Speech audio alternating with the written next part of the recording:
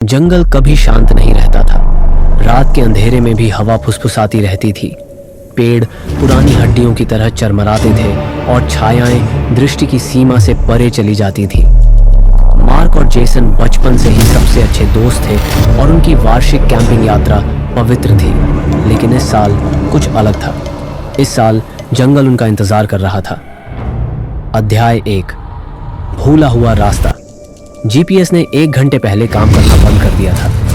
यार, हमें अब तक झील तक पहुंच जाना चाहिए था, जेसन ने एक पत्थर को लात मारते हुए कहा। पेड़ और भी ऊंचे हो गए। उनकी शाखाएं कंकाल की उंगलियों की तरह मुड़ रही थी। मार्क ने अपना फोन चेक किया। कोई सिग्नल नहीं।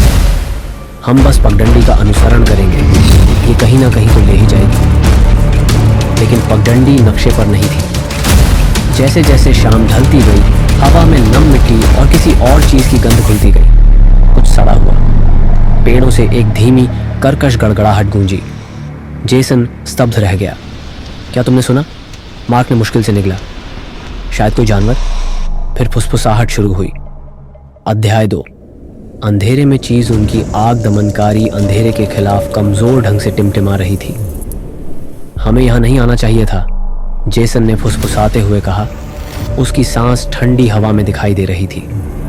मार्क ने अपनी टॉर्च पर अपनी पकड़ मजबूत कर ली। हम भोर में निकल जाएंगे। एक टहनी टूटी। दोनों आदमी आवाज की ओर घूमे। मार्क की टॉर्च की किरण पेड़ों को चीरती हुई एक आकृति को रोशन कर रही थी। लंबा, दुर्बल, जिसकी त्वचा दांतेदार हड्डियों पर बहुत ज्यादा कसी हुई थी। उसका मुंह एक इंसानी चेहरे के लिए बहुत ज्यादा चौड़ी मुस्कान में फट गया। फिर वह झपटा। अध्याय 3, शिकार वे अंधाधुंध भाग रहे थे। शाखाएं उनकी त्वचा को चीर रही थीं। जेसन लड़खड़ा गया। उसकी चीख बीच में ही रुक गई क्योंकि किसी चीज ने उसे झाड़ियों में खींच लिया। जेसन, मार्क चिल्लाया, लेकिन जंगल ने उसकी आवाज को निगल लिया। उसके कंधे पर कुछ गीला और गर्म टपका। उसने ऊपर देखा। जेसन का शरीर शाखाओं से लटका हुआ था। उसकी आंखें बाहर निकली हुई थीं। उसका मुंह मोटे काले धागे से सिल दिया गया था। मार्क के कान में एक फुसफुसाहट सुनाई दी। अगला तुम हो। अध्याय 4, सत्य। मार्क एक खाली जगह पर ठोकर खाकर गिर पड़ा। एक पुराना सड़ता हुआ केबिन। अंदर दीवारों पर पोलरॉइड्स लगे हुए थे। दर्जनों चेहरे, दर्जनों कैंपर, सभी मरे हुए। फर्श पर खून से लिखा हुआ, इसे खेलना पसंद है। उसके पीछे दरवाजा बंद, उपसंहार। उन्हें क्या मिला? खोजदल जंगल में गहरे सड़न की गंध का पीछा करता हुआ गया। उन्हें सबसे पहले मार्क मिला, या जो कुछ भी बचा था। उसका शरीर एक पेड़ की छाल में सिल दिया गया था। उसकी त्वचा चर्मपत्र की तरह पीछे की ओर छिल गई थी। उसका मुंह एक स्थायी चीख में फैल गया था। उसकी उंगलियां टूटी हुई थीं, मिट्टी को नोच रही थीं, जैसे कि उसने खुद ही धरती से बाहर निकलने का प्रयास किया हो। उसकी आंखें गायब हो गई थीं। उनकी जगह चिकनी नदी के पत्थर थे जो किसी गीली चीज से चमक रहे थे। जेसन पास में था।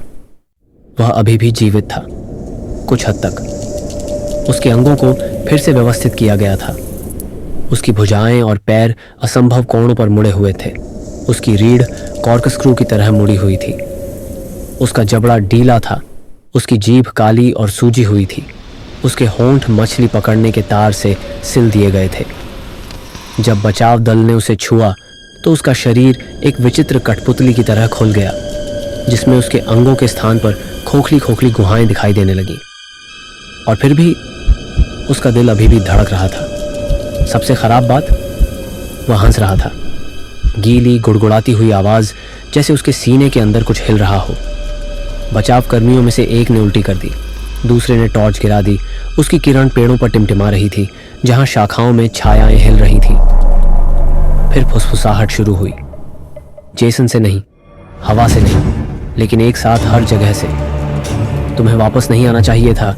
रेडियो स्टैटिक फुफकार उठा। टॉर्च बंद हो गई और घुटन भरे अंधेरे में किसी चीज ने उन्हें भी ले लिया। अंतिम टिप्पणी आधिकारिक रिपोर्ट में इन लोगों को जंगल में खोया हुआ बताया गया है, लेकिन स्थानीय लोग सच्चाई जानते हैं। अगर आप रात में ब्लैक पाइन फॉरेस्ट के पास हाइकिंग करते हैं तो आप उन्हें सुन सकते हैं। मार्क की उखड़ी हुई सांसें जेसन की गीली हंसी और आपके ठीक पीछे किसी चीज के हिलने की आवाज। मुड़ रहे